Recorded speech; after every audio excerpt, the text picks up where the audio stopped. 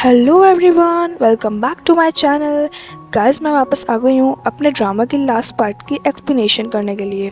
So guys, अगर आपको मेरी वीडियोस अच्छे लगे तो प्लीज़ लाइक, शेयर और सब्सक्राइब कर लीजिएगा और मुझे कमेंट में ज़रूर बताइएगा ये कहानी कैसी लगी। हमारे इस वाले पार्ट की स्टार्टिंग में हमें दिखाते हैं कि अरितोषी की कोवर्कर जो उसके साथ रहती थी वो अब उसके घर छोड़कर जा रही होती है। वो अरितोषी से कहती है कि मुझे समझ आ गया कि मैं तुम्हारे लिए नहीं बनी हूँ, अकारी ही वो लड़की है जो तुम्हारे लिए बनी है, क्योंकि उसने तुम्हें बिल्कुल बदल के रख दिया है। कहाँ तुम प्ले बॉय थे और आज तुम कितने लॉयल हो गए हो।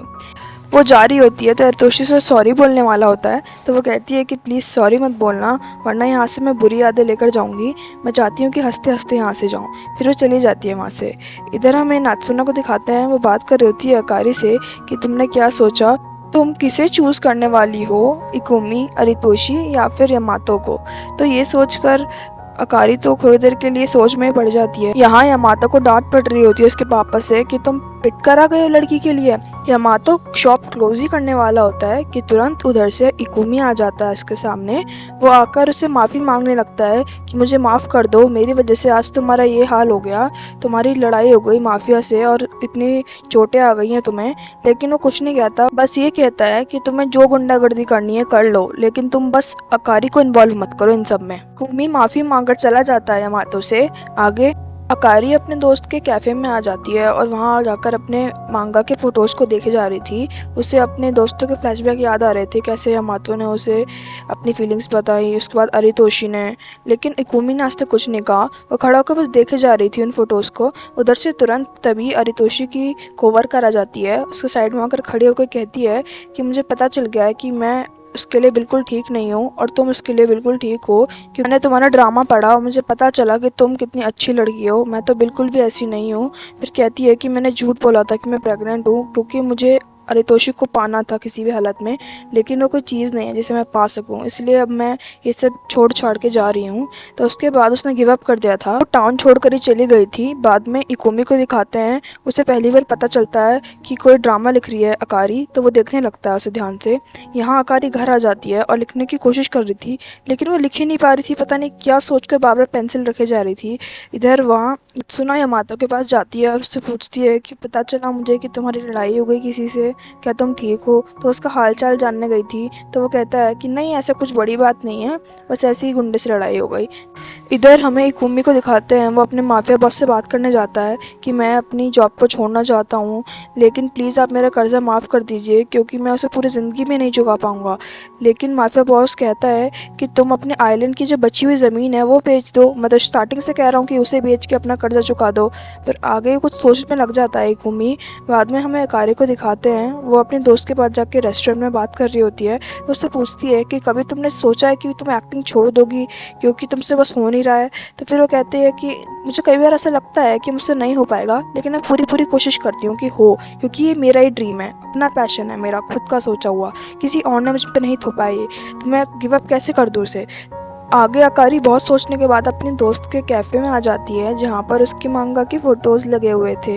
तो वो उससे कहती कि प्लीज़ तुम्हें फ़ोटोज़ हटा दो, अब मैं और नहीं चाहती कि किसी भी इंसान को बुरा फील हो मेरे ड्रामा को पढ़ के, क्योंकि सब लोग मुझे कंपेयर करने लगते हैं उनसे और फिर अपने आप को लेकर इनसिक्योर हो जाते हैं कि हमें तो कुछ नहीं आता और उसे इतना कुछ आता है, या फिर वो कितनी अच्छी लड़की है, हमें भी ऐसा ही बनना है। तो मैं नहीं चाहती लोगों को गलत संदेश मिले मेरी ड्रामा की वजह से। इधर इकोमी को दिखाते हैं, वो ध्यान से पढ़ रहा होता है अकारी के मांगा को और समझ रहा होता है कि ये कहाँ कहाँ से उसने बातें लिखी हैं।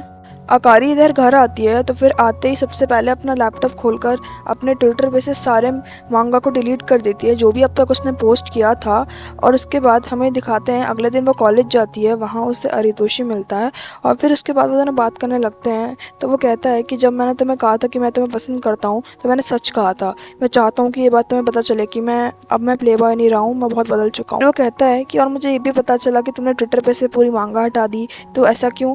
फिर वो बताने लगती है कि मैं नहीं चाहती कोई और इनसिक्योर फील करे कि हमें भी ऐसा ही बनना है तभी हमें लड़के पसंद करेंगे, क्योंकि हर इंसान अपने आप में अलग होता है। इकोमी अपने माफिया बॉस के पास आ गया होता है। वो उनसे कहता है कि मैं आपसे कुछ कहना चाहता हूँ। तो वो कहते हैं क्या तुम अपनी प्रॉपर्टी ट्रांसफ़र करना चाहते हो? सही चॉइस है तुम्हारी। लेकिन फिर वो कहता है कि ऐसा नहीं है, मैं ऐसा नहीं करना चाहता, क्योंकि मेरी पूरी ज़िंदगी में अब कोई नहीं बचा है, ना पेरेंट्स, ना रिश्तेदार, ना दोस्त। तो मेरी दुनिया में अपना कहने के लिए मेरे पास कुछ भी नहीं है, सिर्फ वही एक जगह है आइलैंड पे जिससे मेरी कुछ यादें जुड़ी हैं, और मैं नहीं चाहता कि वो यादें भी मुझसे छीन ली जाएं। मैं किस तरह भी करके आपका सारा लोन चुका दूंगा, एक अच्छी सी जॉब करूंगा, पर प्लीज़ मुझे अभी जाने दीजिए। मैं आपसे वादा करता हूँ कि मैं आपका लोन ज़रूर चुकाऊंगा। लेकिन ये बातें सुनने के बाद तो माफिया बॉस का भी दिल पिघल जाता है। वो भी कहता है कि मुझे पता है कि तू अनाथ है, लेकिन कोई नहीं, मैं तेरे को आज आज़ादी देता हूँ। तू जा, जहाँ भी जॉब करनी है अच्छी सी जॉब कर और मेरा कर्जा चुका दियो जब तक चुका पाए, और तू आज से फ्री है। ये सुनकर तो वो बहुत खुश होता है। वो उसे बहुत बार धन्यवाद करता है और फिर चला जाता है वहाँ से। आगे हमें नात्सुना को दिखाया जाता है। वो परेशान हो रही होती है क्योंकि अकारी ना तो यूनिवर्सिटी आई हुई थी, ना घर पर थी, ना कहीं घूमने गई थी आसपास। तो वो समझ नहीं पा रही होती कहाँ गई है वो। तो सब दोस्तों को इकट्ठा कर लेती है वो कि चलो उसे ढूंढने चले। यहाँ इकुमी आज आज़ाद हो चुका होता है। वो बहुत ज़्यादा खुश होता है। वो बस अकारी की फ़ोटो देखे जा रहा था। यहाँ पता चलता है कि अकारी उसी आइलैंड पर गई है जिस आइलैंड पर वो और इकुमी मिले थे। तो वहाँ वो पिक्चर बनाने की कोशिश कर रही होती है, लेकिन बना ही नहीं पा रही होती है। इधर इकुमी भी आ चुका होता है। तो उसे देखकर तो अकारी बहुत ज़्यादा शॉक में आ गई होती है कि ये यहाँ कहाँ से आ गया। फिर वो कहता है कि मुझे समझ आ गया था कि तुम फ़ोन भी नहीं उठा रही हो और तुमने अपनी मांगा भी काट दी ट्विटर पे से। इसका मतलब तुम्हें इंस्पिरेशन नहीं मिल रही कि अब आगे क्या लिखूँ, क्यों लिखूँ। फिर तुम यहाँ पर आ गई होगी अपनी इंस्पिरेशन लेने, क्योंकि ये तुम्हारे दिल के बहुत ज़्यादा करीब है जगह। तो वो कहती है कि हाँ तुमने सही कहा, ये जगह मेरे को मेरी फर्स्ट लव की याद दिलाती है, इसलिए बहुत ज़्यादा करीब है मेरे दिल के, इसलिए यहाँ पर आ गई। फिर बोलना शुरू करता है कि मैंने अपनी जॉब छोड़ दिया है, क्योंकि जैसे ही मैंने तुम्हारे ड्रामा को पढ़ा तो मैं तुरंत समझ गया कि ये तुमने मेरे ऊपर लिखा है। लेकिन मैं समझ रहा था कि मैं अपनी ज़िंदगी से तो भाग रहा हूँ ऐसे गंदे लोगों के साथ काम करके, इसीलिए मैंने सोचा कि अपनी ज़िंदगी को एक मौका और देता हूँ और गिव अप नहीं करता। इसलिए मैंने सब कुछ छोड़ छाड़ के आगे बढ़ने का फ़ैसला किया है। तो थैंक यू सो मच, तुम्हारी उस ड्रामा की वजह से आज मेरी ज़िंदगी बच गई, वरना मैं कुछ भी कर सकता था अपने साथ। वो बोलता है प्लीज़ मुझे माफ़ कर दो, अब तक मैंने तुम्हारी फीलिंग्स को बहुत ज़्यादा हर्ट किया, चाहे तुम्हारा वो रैबिट फेंकना हो या फिर तुम्हारे प्यारी सी ड्राइंग को फाड़ के फेंकना हो। मुझे बहुत दुख है इन सब के बारे में, मुझे माफ़ कर दो, लेकिन मैं सच में तुम्हें बहुत प्यार करता हूँ, प्लीज़ मुझे एक चांस दे दो। आगे हमें दिखाते हैं, आगे अकारी घर आ जाती है तो बस लड़कों के बारे में सोचे जा रही होती है। वो सोचती है कि पहला यामाता है जो मेरे बचपन से दोस्त रहा है, हमेशा जब भी मैं दुखी हुई हूँ मुझे मनाने आ जाता है। उसे पता है कि मुझे क्या पसंद है क्या नहीं पसंद है, मुझे प्रोटेक्ट करना चाहता है, चीयर करता है हमेशा मुझे। दूसरी तरफ अरितोषी है जिसने मुझे आगे बढ़ने के लिए बहुत हौसला दिया, इसलिए मैं आज ये ड्रामा लिख पा रही हूँ, अपनी ज़िंदगी में आगे बढ़ पा रही हूँ। जब जब मुझे ज़रूरत थी उसकी वो तब तब आ गया मेरे पास। तीसरी तरफ है इकुमी जो मेरा हमेशा से फर्स्ट लव रहा है और अब तक मैं उसे नहीं भूल पाई हूँ, जिसने मुझे प्यार का मतलब समझाया। आगे हमें अकारी को दिखाते हैं, वो एक फ़ैसला कर चुकी होती है कि अब से मैं किसी और के बारे में नहीं सोचूंगी किसको बुरा लग रहा है किसको अच्छा लग रहा है मेरे काम से, सिर्फ मैं अपने बारे में सोचूंगी, अपने ड्रीम्स को फॉलो करूँगी, अपना पैशन जो है मेरा मांगा लिखना, ड्राइंग बनाना, उसके बारे में सोचूंगी। वो एक सुंदर सा पेज बनाती है अपनी ड्राइंग बुक का और वो सबको पोस्ट कर देती है ट्विटर पे। सब लोग बहुत खुश होते हैं, जो भी उसके दोस्त रिश्तेदार सब होते हैं जो देखते हैं। उसके बाद हमें दिखाते हैं वो खूब मेहनत करती है अपने मांगा लिखने के, और काफ़ी दिनों हो चुके होते हैं वो जब से मांगा लिखे जा रही थी अपनी। वो दिन रात एक कर देती है। बाद में दिखाते हैं 4 साल बाद का टाइम, वो सीनियर बन चुकी होती है जहाँ भी वो काम करती थी, लेकिन अभी भी बहुत ज़्यादा क्लमसी थी, गिरती पड़ती रहती थी। लेकिन अब उसका सारा फोकस अपने काम पे हो चुका था और उसकी एक ब्रांड बन चुके थे उसके जो मांगा थी, और आज उसे सब मैम करके बुलाते थे। अकारी की मांगा कंप्लीट हो चुकी थी और उसकी कॉपीज़ बन चुकी थी। वो हाथ में लेकर देखती है उसे तो वो बहुत प्राउड फील करती है। वो बहुत ज़्यादा बेस्ट सेलर बुक बन गई थी क्योंकि सब लोग उसे देखने लगे थे। बाद में हमें दिखाते हैं वो अपनी मैनेजर से बात कर रही होती है कि मुझसे नहीं होगा, कैसे लोग असली में आएंगे, लोग मुझे देखने हैं, बस मैं ऐसी सोच रही हूँ कि आएंगे। लेकिन वो कहते हैं कि हाँ हाँ बिल्कुल आएंगे, आप ऐसी कैसी बात कर रहे हैं, आप बहुत फेमस हो चुकी हैं, आपको पता नहीं है। वो जैसी घुसती है सब लोग बस उस पर ताली की बरसातें कर देते हैं, बहुत उसे प्रेज़ करते हैं कि हम आपके जैसे बनना चाहते हैं। आप में दिखाते हैं इकुमी को, वो अपना सारा का सारा लोन चुका देता है उस माफिया बॉस को और उसे बहुत थैंक यू कहता है कि आपने 4 साल पहले मुझे जाने दिया यहाँ से, वरना मैं कुछ नहीं कर पाता अपनी ज़िंदगी में। माफिया बॉस इकुमी से कह रहा होता है कि कभी भी ना ज़िंदगी में हार मत मानना। इधर हमें मैनेजर को दिखाते हैं अकारी की, वो उससे कह रही होती हैं ये तो बस शुरुआत है, अब आगे आगे देखिए अब कितनी फेमस होती हैं। इधर अकारी के फ़ोन में मैसेज आ गया होता है कि मीटियोर शो जो हर 4 साल में होता है उस आइलैंड पर, वो होने वाला है। तो इसमें बहुत सारे तारे गिरते हैं आसमान से, तो सब देखने आते हैं उसे। इधर हमें दिखाते हैं वो अपने मैनेजर से बात करती आ रही होती है अकारी, तो रास्ते में देख लेती है वो अचानक से इकुमी को एक लड़की से गले मिलते हुए, और वो बहुत ज़्यादा फैमिलियर और एक दूसरे को करीब लग रहे थे। और उसके बाद वो देखती है वो दोनों साथ में जा रहे होते हैं कहीं, तो वो शॉक में आ जाती है कि ऐसा कैसे हो सकता है, इसने तो मुझसे कहा था कि बस तुम 4 साल वेट करो, उसके बाद 4 साल में जब वो मीटियोर शो होगा हम उसी जगह पे मिलेंगे, सेम टाइम पे सेम प्लेस पे। और वो प्रॉमिस भी करता है। और क्या ये इतना बदल चुका है 4 साल बाद, मतलब कि उन्होंने 4 साल अपने आप को, अपने ड्रीम्स को, अपने पैशन को फॉलो करने के लिए दिए थे। इधर अकारी अपने बुक के फेमस होने पर सबको पार्टी दे रही होती है। यामातो भी, नात्सुना सब वहीं पर होते हैं और अपना यामातो और नात्सुना ने डेट करना स्टार्ट कर दिया होता है। उन्हें 1-1.5 साल हो चुका होता है डेट करते हुए। तो उधर अचानक से ना अरितोशी की एंट्री होती है फ्लावर बुके के साथ। वो अभी अभी इंग्लैंड से लौटा था, वो बहुत अच्छा फोटोग्राफर बन चुका होता है। फिर उसे कॉन्ग्रेचुलेट करता है तो उसकी मांगा के ऊपर कि तुम बहुत फेमस होती जा रही हो, जापान में मुझे पता चला है। उसके बाद वो सब वहाँ बैठकर खूब सारी बातें करते हैं, ड्रिंक लेते हैं। उसके बाद वो ऐसे ही कह देती हैं हंसी हंसी में कि मुझे बहुत अच्छा लगा कि तुम आए। फिर वो कहता है अचानक से ठीक है तो फिर हक कर लो मुझे। तो कहती है कि अभी भी तुम्हारी फ्लर्ट करने की आदत गई नहीं ना।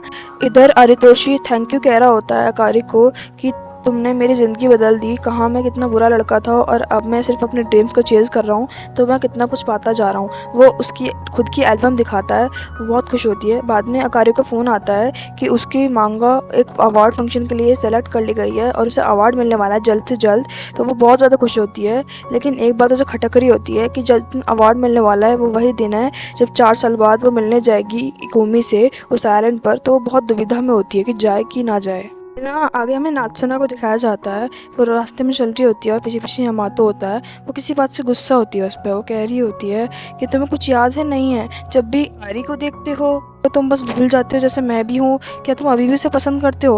वो कहते हैं पर हुआ क्या है तो बताओ। वो कहती है कि आज हमारी फर्स्ट एनिवर्सरी है और तुम्हें इतना भी याद नहीं है। उसके बाद वो सॉरी सॉरी कहता है उसे। आगे हमें इकुमी को उसकी नई दोस्त के साथ दिखाया जाता है और यही वो लड़की है जिससे वो गले मिल रहा था।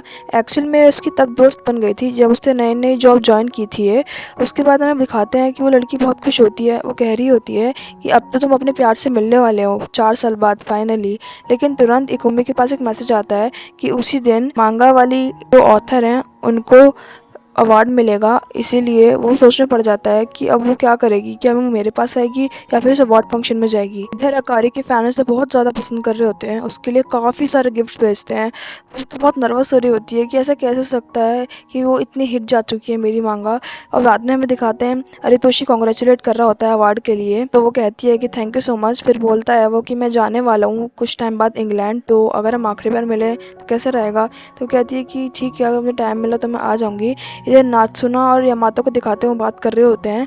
यामातो कहता है कि जब तुमने मुझसे कहा कि क्या तुम अकारी को पसंद करते हो तो मैंने सोचा खुद भी इस बारे में काफ़ी, तो मुझे अब समझ में आया कि ऐसा नहीं है, वो सिर्फ मेरी एक अच्छी दोस्त है। अब पहले मैं उसे पसंद करता था लेकिन अब सिर्फ तुम ही हो जिसे मैं पसंद करता हूँ, क्योंकि हम दोनों काफ़ी मिलते जुलते हैं। तुम भी और के बारे में सोचती हो, मैं भी, और हम दोनों की काफ़ी चीज़ें सिमिलर हैं, इसलिए सिर्फ तुम ही एक हो। ये बात सुनकर बहुत ज़्यादा खुश हो जाती है नात्सुना तो, क्योंकि अब उसे अपना प्यार मिल चुका था।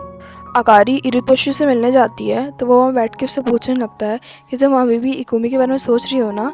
तो वो कहती है कि तुम्हें कैसे पता। वो कहता है आफ्टर ऑल हम फ्रेंड्स जो हैं। तो फिर वो कहने लगती है 4 साल पहले मैंने ये वादा किया था उससे कि मैं दोबारा तुमसे मिलने आऊँगी मीटू और शो के टाइम पर आइलैंड में, तो बस मैं उसी का वेट कर रही थी। लेकिन तभी एक दिन तुरंत मुझे अपने फैंस के गिफ्ट्स में से गिफ्ट मिला, वो इकुमी ने भेजा था। उसमें उसने लिखा था कि कोई ज़रूरत नहीं है तुम आने की, तुम सिर्फ अपनी लाइफ पे फोकस करो और अवार्ड फंक्शन अटेंड करना। अकारी कहती है कि शायद उसकी लाइफ में मैं इतनी इंपॉर्टेंट ही नहीं हूँ। उसके बाद वो दोनों बाहर आ जाते हैं तो वो बात करते करते कहने लगता है, आरितोशी बात करना शुरू करता है इकुमी से कि मैं हमेशा तुम्हें खुश देखना चाहता हूँ। 4 साल पहले जब मैं तुम्हें मिला था, मैं कितना प्लेबॉय टाइप इंसान था और अब मैं तुम्हारे वजह से बिल्कुल बदल गया हूँ। जब मैंने देखा कि तुम कितनी स्ट्रॉन्ग हो, कितनी फ़िर्म हो एक ही इंसान के प्यार में, तो मैं समझ गया कि लॉयल्टी क्या चीज़ होती है और उस साइड से मुझे तुम्हारी प्यार हो गया तुमसे। लेकिन क्या तुम मेरे साथ इंग्लैंड जाना पसंद करोगी? तो वो कुछ कहती नहीं है, तो वो समझ जाता है कि तुम नहीं जाना चाहती, तो कहता है कि चलो कोई बात नहीं, हम हमेशा फ्रेंड्स रहेंगे, जब भी तुम्हें मेरी ज़रूरत हो तो तुम ज़रूर बताना मुझे। बाद में हमें दिखाया जाता है आज वो दिन आ ही गया होता है जब अवार्ड मिलने वाला होता है कारी को उसकी बुक के लिए। तो यहाँ पर वो बहुत एक्साइटेड भी होती है, तो वो भागी भागी आती है अपने मैनेजर के पास, तो तैयार होने चले जाती है। लेकिन इधर इकुमी सोच में होता है कि क्या करेगी आज अकारी। तो इधर हमें दिखाते हैं अरितोशी मिलने जाता है इकुमी से। और अरितोशी कहता है कि कैसे हो तुम, बहुत सालों से नहीं मिले ना, तो क्या कर रहे हो आजकल। तो फिर थोड़ा बहुत पूछने के बाद वो उससे कहता है कि बस भगवान तुम्हें खुश रखे। और फिर कहता है क्या तुम मुझे पानी दोगे। वो इतने पानी के लिए जाता है, तो वो इतने चला जाता है इंग्लैंड के लिए, तो वो समझ जाता है कि यहाँ से हमेशा के लिए जा रहा है। बाद में हमें दिखाते हैं अकारी को अवार्ड फंक्शन में, वो बहुत सुंदर लग रही होती है और काफ़ी ज़्यादा नर्वस होती है। लेकिन आज आगे अकारी की मैनेजर जाती है और सबको इंट्रोड्यूस करवाती है अपने आप से और अकारी से भी, और फिर कहने लगती है कि इनकी बुक आज बेस्ट सेलर बनी है और आज इन्हें अवार्ड मिला है, तो मुझे बहुत खुशी हो रही है। 4 साल पहले जब ये मुझे मिली थी तो काफ़ी नर्वस, काफ़ी अंडर कॉन्फिडेंट थी, लेकिन आज देखिए ये one of the best authors बन चुकी हैं जापान में।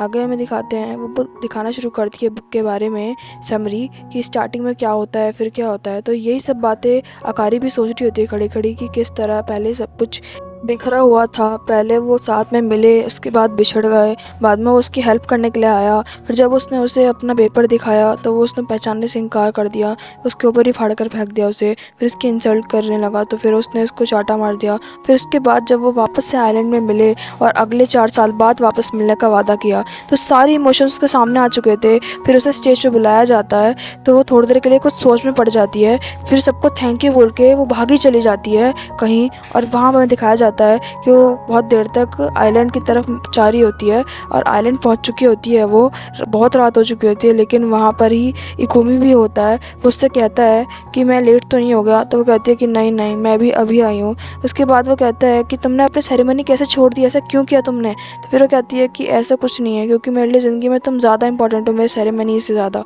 तो फिर वो अचानक से उसको बुरा भला होने लगती है कि वो लड़की कौन थी जिस दिन तुम उसे हक कर रहे थे, मैंने उसे देख लिया था, तुम उसके साथ रिलेशनशिप में हो ना, तुम बहुत बुरे हो। तो वो बहुत कुछ कहने लगती है, तो वो उसे हक कर लेता है और उसे शांत करा देता है। वो थोड़ी देर के लिए चुप हो जाती है। उसके बाद वो बिना उसके कुछ बोलने दिए पहले ही वो अब इकुमी इस बार पूरी तैयारी से आया था, वो इस बार नहीं खोना चाहता था अकारी को, इसलिए वो अपने साथ रिंग लेकर आया था। वो अपनी जेब से रिंग निकालता है और उसके सामने प्रेजेंट कर देता है। वो बहुत ज़्यादा खुश होती है। वो कहता है कि आई लव यू, प्लीज़ क्या तुम मुझसे शादी करोगी। इस 4 साल के खेल से मैं अब थक चुका हूँ, अब मैं तुम्हें अपनी आंखों से 1 मिनट के लिए भी पराया नहीं होने देना चाहता। उसके बाद वो उसके हाथ में रिंग पहना देता है। अकारी भी बहुत ज़्यादा खुश होती है, क्योंकि वो भी यही चाहती थी कि अब दोनों सक्सेसफुल हो चुके थे, तो अब वो अपनी लाइफ को अच्छे से जी सकते थे।